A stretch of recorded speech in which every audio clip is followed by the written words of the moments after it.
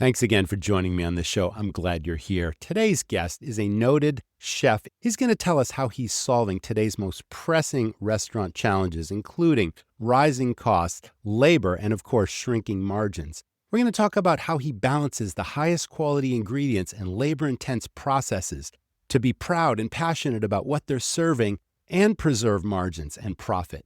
Adding catering as an additional profit center without compromising the guest dining experience. Live music within his restaurants as a draw that brings people in. How to do it and what to do, as well as when you'll know when it's time to expand and grow your business, and how to be in 2 or 3 locations at once. Stay tuned and listen to Chef Giovanni Mauro. If you'd like to leave us a review, I would certainly appreciate it on your favorite podcast player. Not only will it help our ratings, but it'll also introduce us to other hospitality professionals, restaurateurs, and general leaders like yourself. So please leave us a review. We'd certainly appreciate that. Now, on with the episode. You're tuned in to the Restaurant Rockstars podcast. Powerful ideas to rock your restaurant. Here's your host, Roger Bodwin. Lily's Fresh Pasta refuses to compromise on quality. This family-owned business, built on time-honored traditions passed down from Lily to her son Antonio, lives on with every batch. Lily's Fresh Pasta is made to European standards using 100% non-GMO, glyphosate-free Italian unbleached wheat. Lily's is served in the finest restaurants in America. I've had Lily's Fresh Pasta many times, and I can tell you it's always molto buono. Elevate your menu. Serve Lily's Fresh Pasta in your restaurant.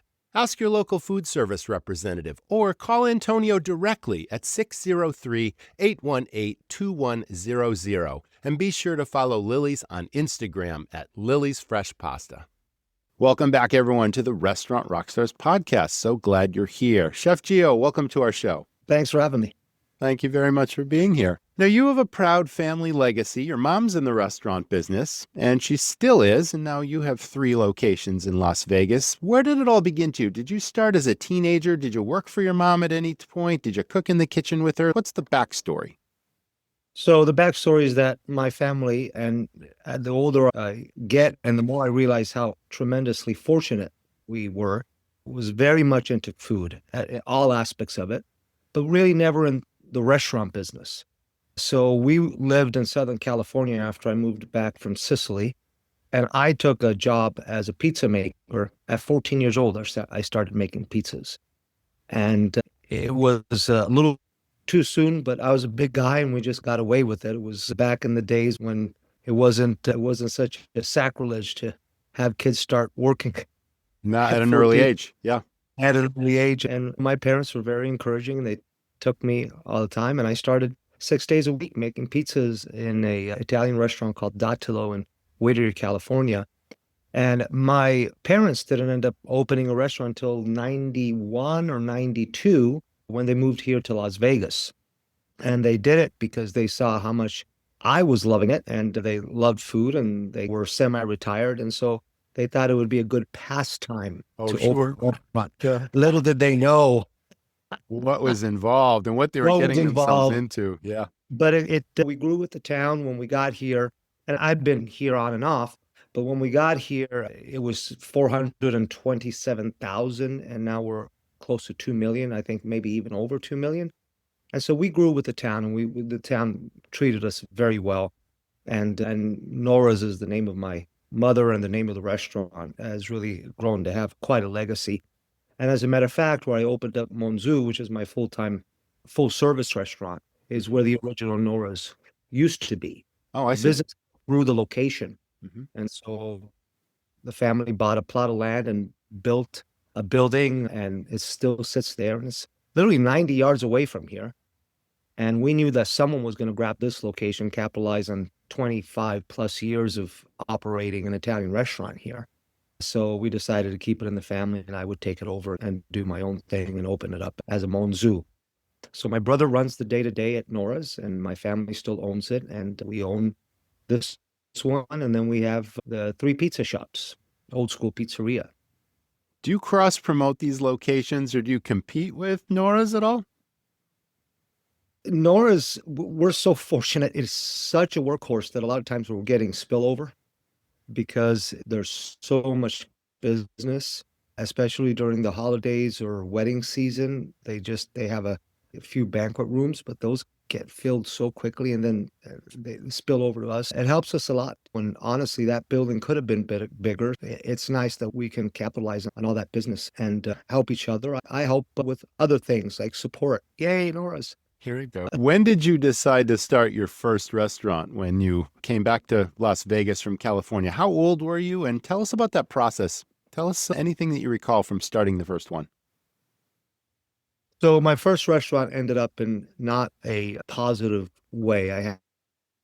And the idea, I always felt that Nora's was part of my restaurant as well. Growing up, your parents are running it, you're helping to run it, your brother's in the kitchen, and your brother's other brother is in the front of the house. And it's a very family thing, right? So there was always that connection, that feeling. And my first career choice was in music, which didn't turn out. I put a limit, an age limit. And then I said, if it's not going to happen by this age, and that age for me was 32, then I'm going to devote myself to my other love, which is food. And my parents supported me immensely. And what I did is I came to Nora's, I helped expand the place and helped get systems and just did everything I could to make it as successful as possible. And then I decided, okay, now it's time to do my own thing. And I did something with my brother, and it was called Nora's Wine Bar, and it was on the other side of town.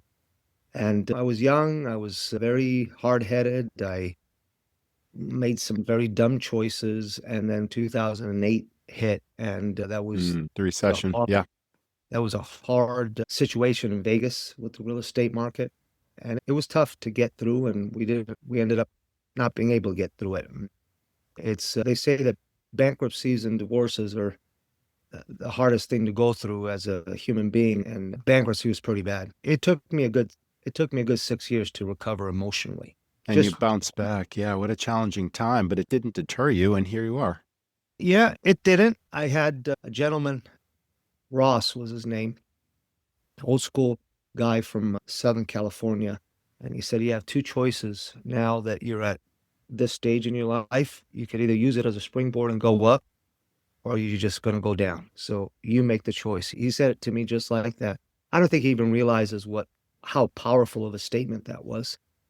But at that point, those words, I made the choice. Okay, this is going to be my springboard. I don't care how hard it is, but I'm going to recover. And I went into hibernation. I went into North Las Vegas in a very underserved community. It was right by the Air Force, and everything was cookie cutter. And I said, I'm going to do an old school pizzeria here, and that's what I decided to name it. And I said, I want the connection with the guest. I want to be making all the pizzas, and that's what I did. And I ran away from having to see anybody. People say, oh, it's a business. You got to look at it very objectively. It's just black and white dollars and cents, and if it's in the red, it's in the red. But that's not the way my brain works. To me, it was a huge failure. And the other comment that got me through that was the guy said, his name was Pat Baldy. Uh-huh. He said, if you think that this is ever going to go away, you're lying to yourself. It'll always be a scar. It'll heal, but you just got to keep on going. If you're just going to sit and wait for it to get better, it's never going to get better. So just accept it and just go on. And that's what I did. Those two statements made me find a failing Cuban sandwich shop. And she was in trouble. She was 3 months behind in the lease. And I negotiated with the landlord. Said, look, I don't have the money, but give me a chance and I'll catch you up in your lease. You won't lose a dime, and give me a chance to do this. And the guy took pity on me. I don't know that anybody. I was very fortunate, and nickel and dimed it, plowed my way through it. And it took the better part of 3 years before we started seeing any sort of profit, and not easy on the marriage either. The stresses, I can only imagine. Yeah. Luckily I have a wife who wanted to kill me, but was still, okay, do what you need to do. But she was, okay, when are you getting out? Go get a job. I'm never going to make the kind of money to recover if I go get a 9 to 5. I have to make this work. I don't have a choice. It has to work. And she's, how many years? All right. As many years as it takes. If it takes 10 years, it'll take 10 years. I don't know what to tell you, but I have to make this work.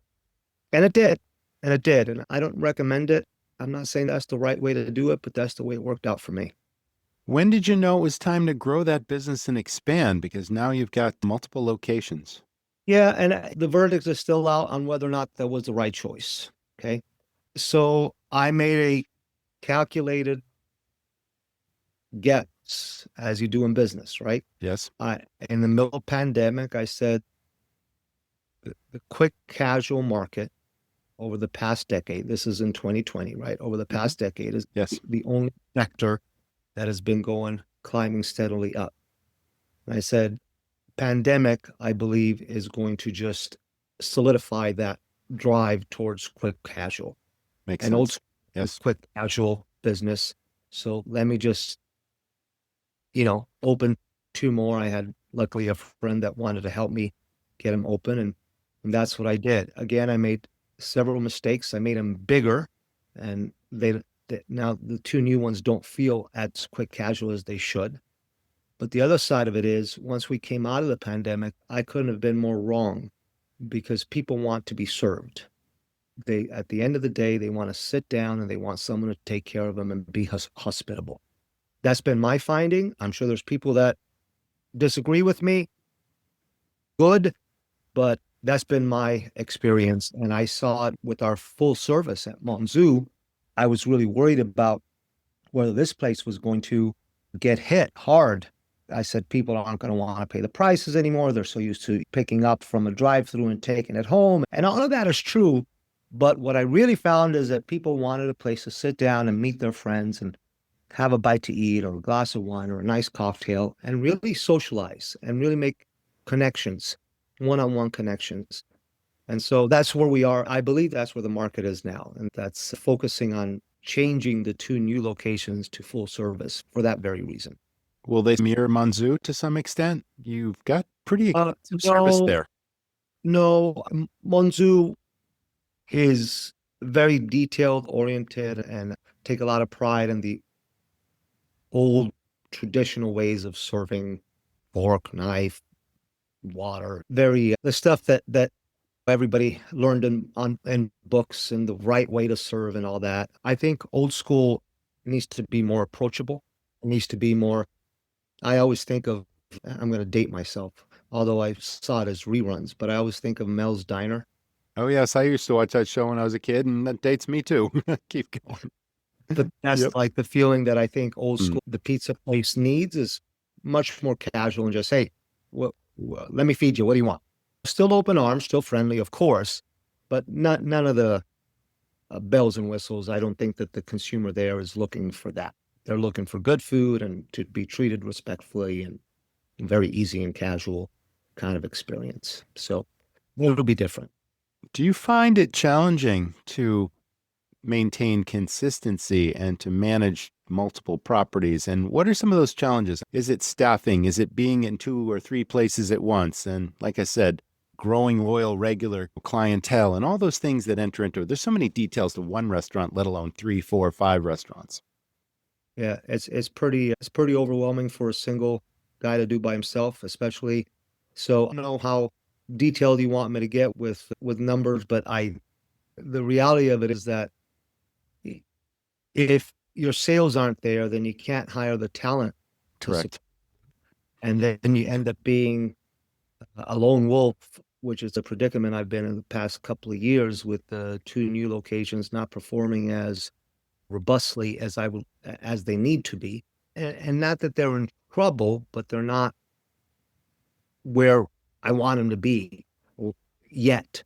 So it takes a lot. I decided to make a conscientious choice and open up a commissary kitchen because I knew that I would lose control of certain things as we were expanding. So I said, what is Yes, it I see that. very important to me? And then my dough is the most important. So the number one thing is we're going to make the dough at a central location and divvy it out so there's no ands, ifs, or buts. The dough is always the same.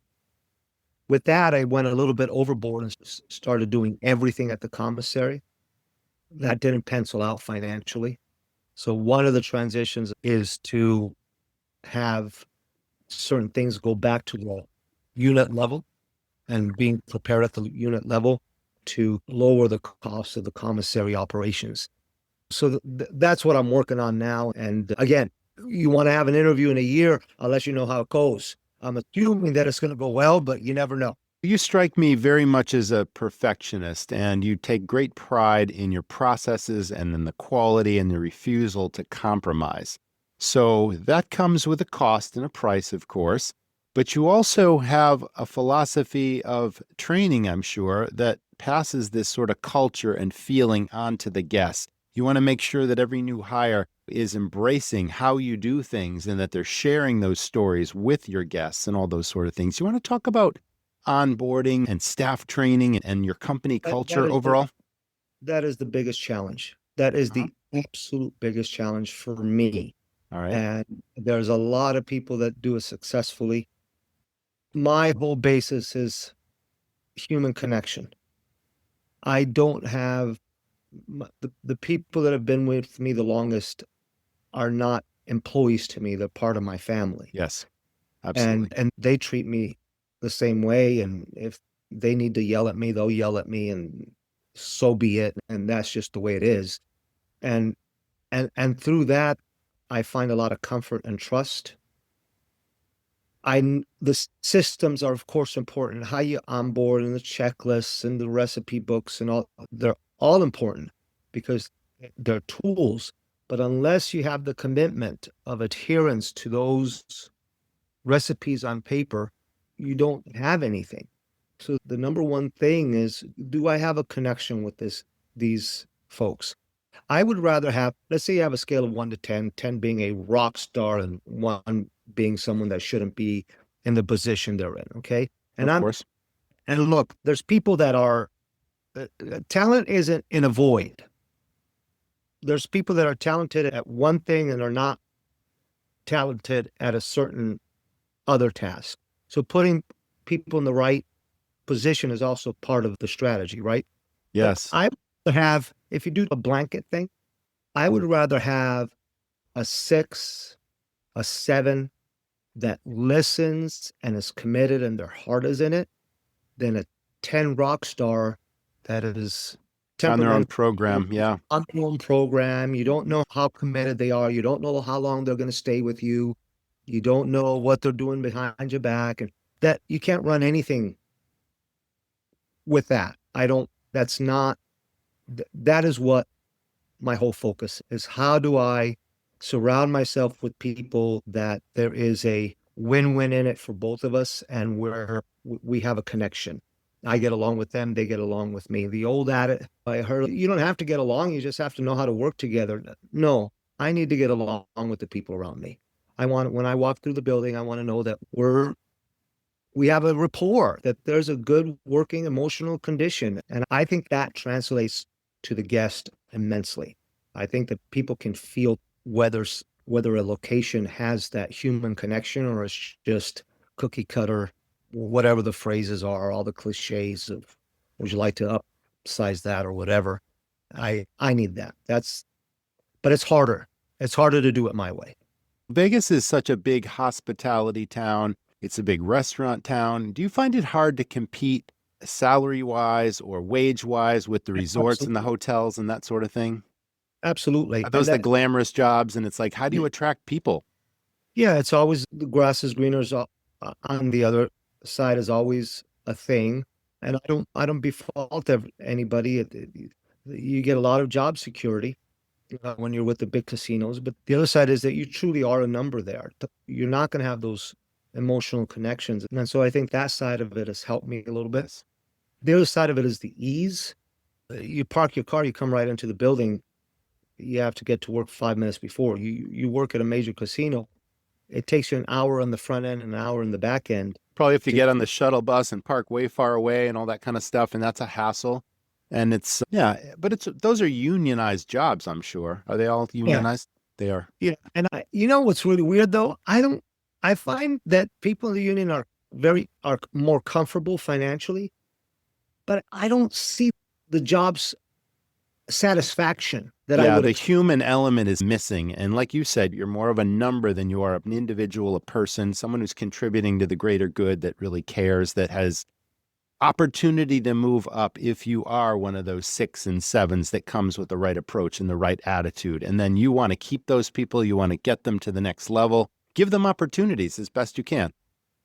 It's interesting to me because the whole experience of the whole experiment, if you will, and I guess it's a complete institution now of unions, would lead people to believe that this job satisfaction would be just skyrocket. And Sure. again, their financial and their comfort level at home because of the extra money and that's wonderful. But I'm just surprised that they're not as happy at work as you would think. And I think that translates to I see it in Vegas. People talk about the fact that Vegas is not the same town as it was in the 70s and 80s, that you used to go in a casino, everybody used to know your name, you were treated with a big hug and a smile, and that certainly is not the case now unless you're ultra connected and VIP Right. host high roller and treat you a certain way.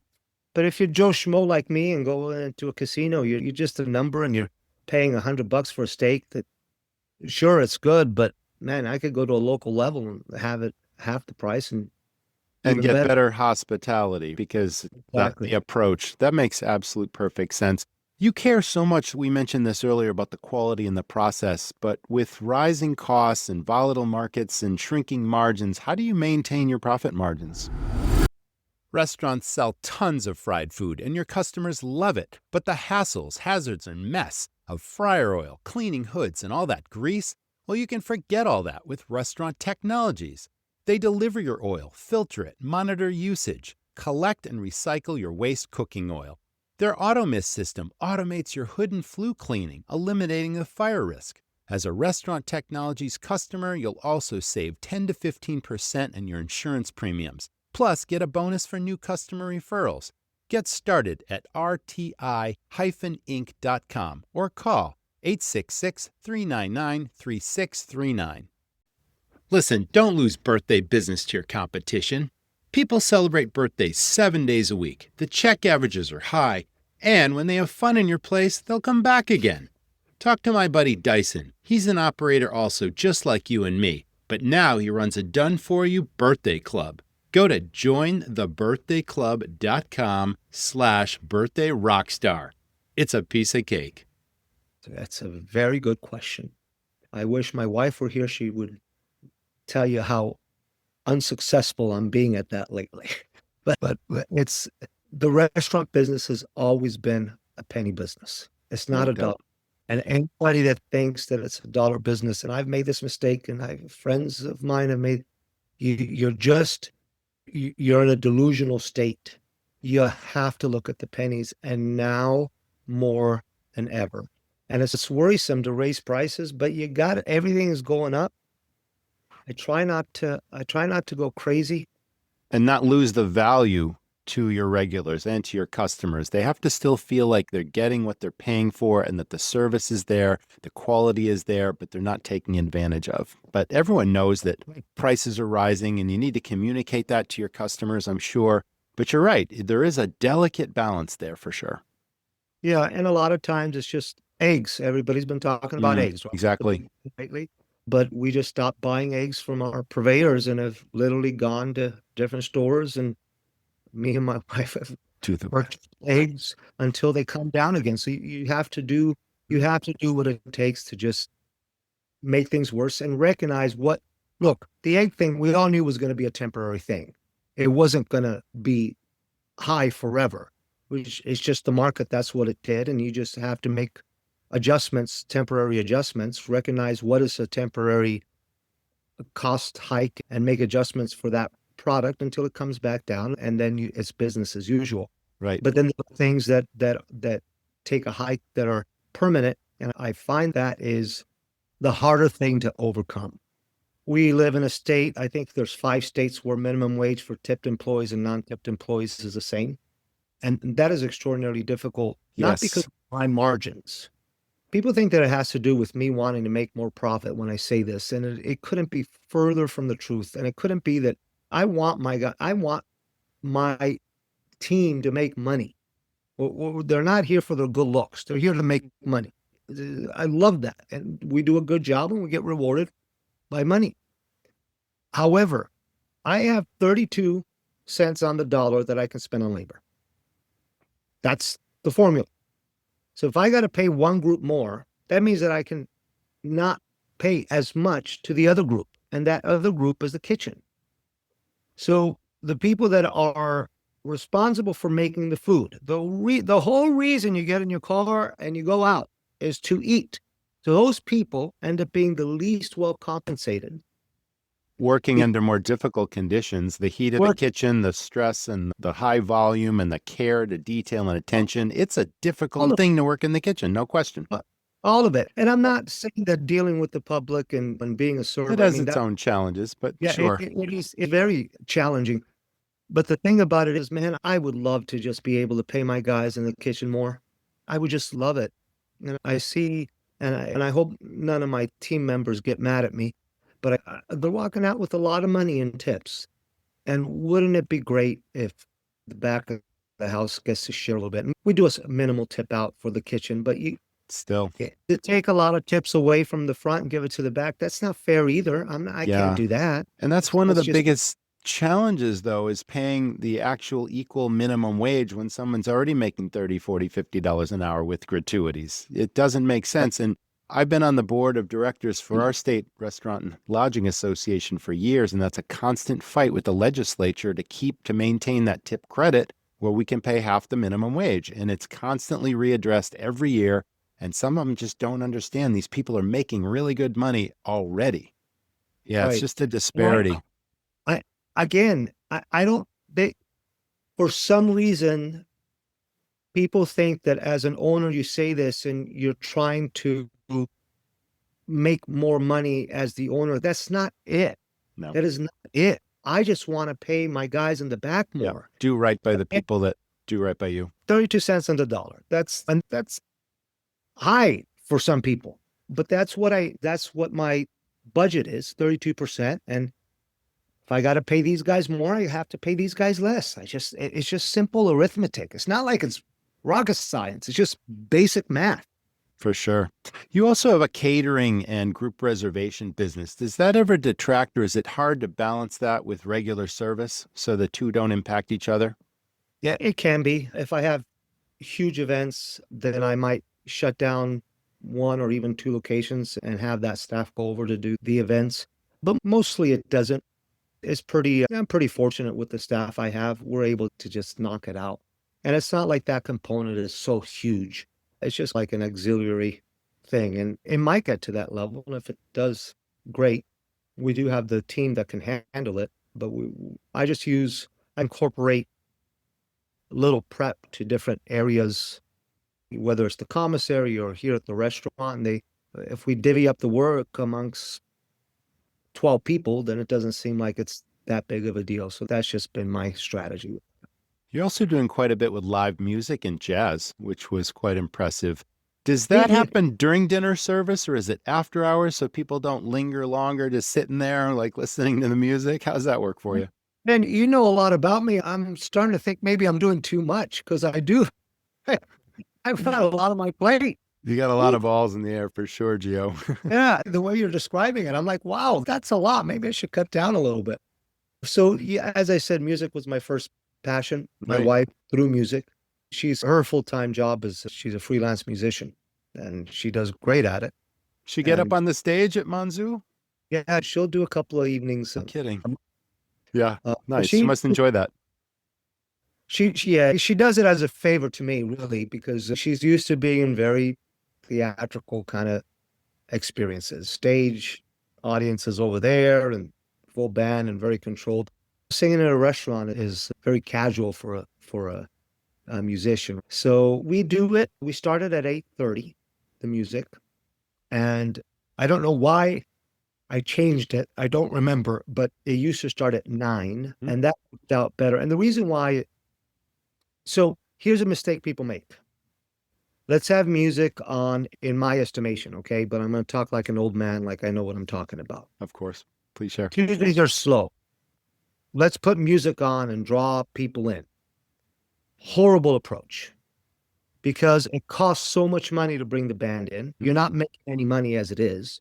What are you doing? You think you're going to do the math, and how much more business do you need to do to actually pay for that band? It doesn't make any sense whatsoever. And plus, people don't naturally want to go out and quote unquote party on a Tuesday. So instead, have the music on an already busy night. People want to go out on Fridays and Saturdays, and they add it. But the challenge is a lot of people come in at 7 o'clock, 5 o'clock. They don't want music. So what I did is I put it on later. 8:30 is what I've been doing. Really 9 or 9:30 would be even better.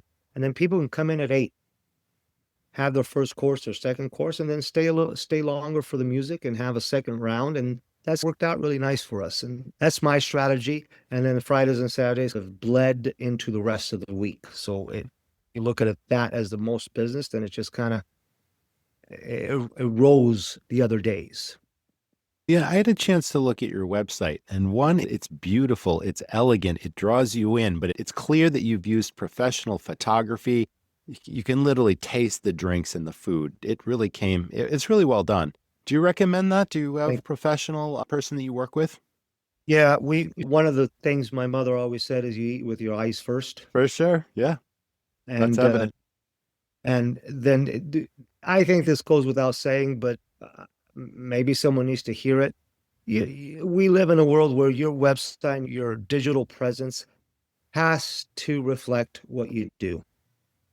I've made that mistake where I thought it could just be whatever, and then people can taste the food. They're not going to come and taste the food. If your digital presence isn't up to par, you're not getting them through the door. And that's just the reality of how things are at this point. It's like being back in the 80s and not having a telephone and thinking you're going to have a delivery business. It's just not going to happen. Just because it worked in the 60s, you have to invest in that. And one of my friends when I was younger, was a mentor to me. But one of the things he says, and have it in the back of my head, is if you spend money on what the guest feels and touches, and it'll come back to you. And so that's the same thing with that digital presence. You have to spend the money there because people are going to get that, and they're going to come and visit you. The trick, though, is it has to be real, because if you portray yourself with stock photos, and then they come in and it's a complete different experience than what you're advertising, you're really shooting yourself in the foot in a very bad way. So one of my policies is never stock photos. Professional, it's got to be my food. It's got to be the way we do it. It might not look as good as something that you get on the stock photo sites, but I want it to be real. When people walk in, I want them to say, oh yeah, this is what I saw. This is what I was expecting. I think that's very important, the sincerity there. I found it to be a very positive impression. I think it's very well done. So you're doing a great job there. As far as the digital strategy, you're also doing quite a bit with social media. Is that something that's done in-house, or is your PR agency helping with that? Who handles your social strategy? So I have a person. It took me quite a while to find him. And I think so. And thank you for allowing me to share all this. This is awesome. Oh, you're very welcome. I don't get a chance to talk about these things, but I went through quite a few social media people, and I finally found this gentleman, Bronson. And the thing that just love about him is how he photographs my food, is how I see my food in my head before I ever played it, if that makes sense. That's quite a connection. And so when that happened, I knew I had the right guy. Oh, yeah. I have had photographers that have taken pictures of my food, and I'm like, that food looks nothing like what's in my head. And it doesn't look, because they're seeing it differently. It doesn't translate to the picture. It doesn't look even what it looks like in reality, because they're seeing it so differently. And that's the artistry of photography, right? So you want to find someone that connects with what you're doing. And the same thing we have a wonderful working relationship with Authentic. And I think it was 5 PR companies we went through until we found someone that we connected with at a level where it just felt good. It felt right. And it's awesome. So I think that but again, doesn't this go right back to what I was talking about with the employees? Fit is very important. Yeah, Absolutely. I really just No I rock really, stars on their own agenda. I really need that personal Mm, connection and that that makes perfect sense. that camaraderie with whomever I'm working with, whether it's vendors, whether it's suppliers, whether it's guests, employees.